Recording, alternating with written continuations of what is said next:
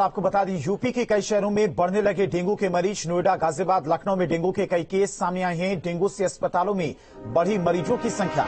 Alert पर स्वास्थ्य विभाग की टीमें।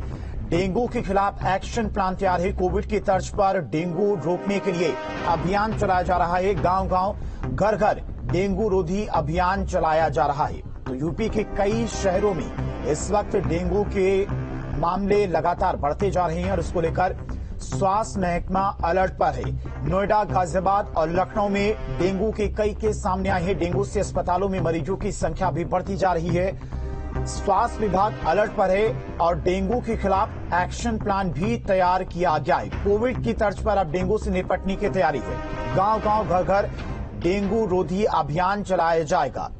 हर अस्पताल में व्यवस्थाओं को और दुरुस्त किया जा रहा है। अलग से कोविड वार्ड बनाए गए हैं, चाहे वो सरकारी अस्पताल हो या फिर प्राइवेट अस्पताल हो।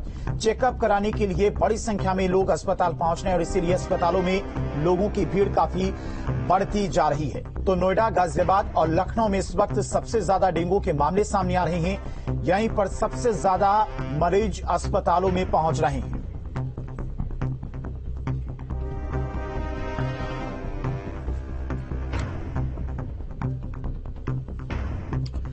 और चलिए, लखनऊ में और बदायूं में इस वक्त क्या कुछ व्यवस्थाएं अस्पतालों में की गई हैं डेंगू से निपटने के लिए, ये भी जानने की कोशिश करेंगे। लखनऊ से हमारे संवाददाता उवैस हमारे साथ जुड़ गए। इसके अलावा बदायूं से ओमवीर जुड़ गए। सबसे पहले उवैस, आपके पास आएंगे क्योंकि राजधानी लखनऊ में भी देखा जा रहा है कि डेंगू के मामले हर रोज बढ़ते जा रहे हैं। ऐसे में लखनऊ में किस तरह की व्यवस्थाएं की गई और लखनऊ से प्रदेश में क्या कुछ तमाम अस्पतालों के लिए निर्देश जारी किए गए?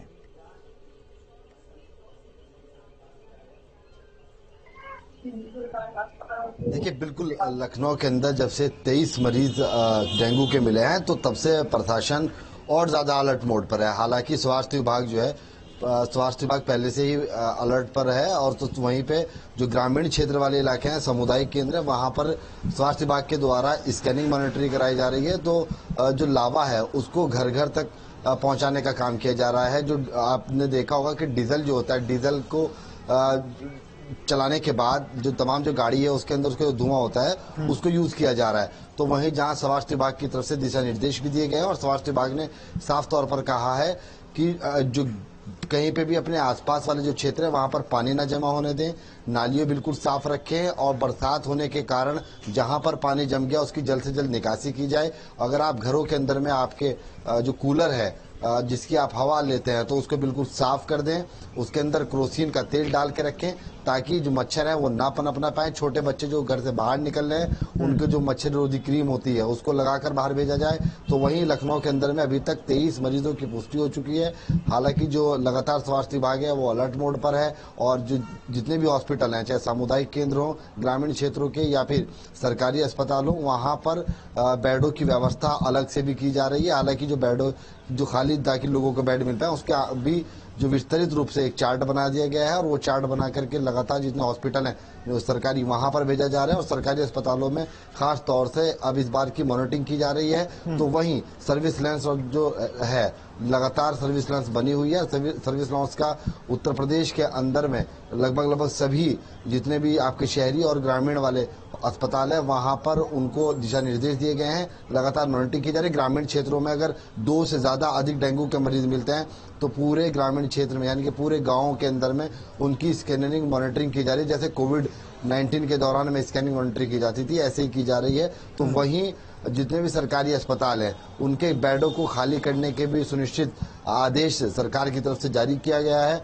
वहीं प्रशासन के द्वारा घर घर अभियान चलाया जा रहा है। जिस तरीके से आपने देखा होगा पल्स पोलियो का अभियान चलाया जाता था, जागरूकता का अभियान चलाया जा रहा है। तो वहीं साफ सफाई का ख्याल रखने के लिए बताया जा रहा है। हालांकि लगातार उत्तर प्रदेश के अंदर में जैसे जैसे डेंगू का आंकड़ा बढ़ा है तो वहीं पर प्रशासन जो है अलर्ट होता नजर आ रहा है। हालांकि प्रशासन के जो आलाधिकारी हैं मामले जरूर बढ़ रहे हैं लेकिन स्वास्थ्य महकमा भी पूरी तरह से अलर्ट है और अभियान चलाकर अब डेंगू को रोकने की तैयारी है। ठीक है, वैसे आएंगे आपके पास। ओमवीर भी हमारे साथ बदायूं से जुड़े हुए हैं।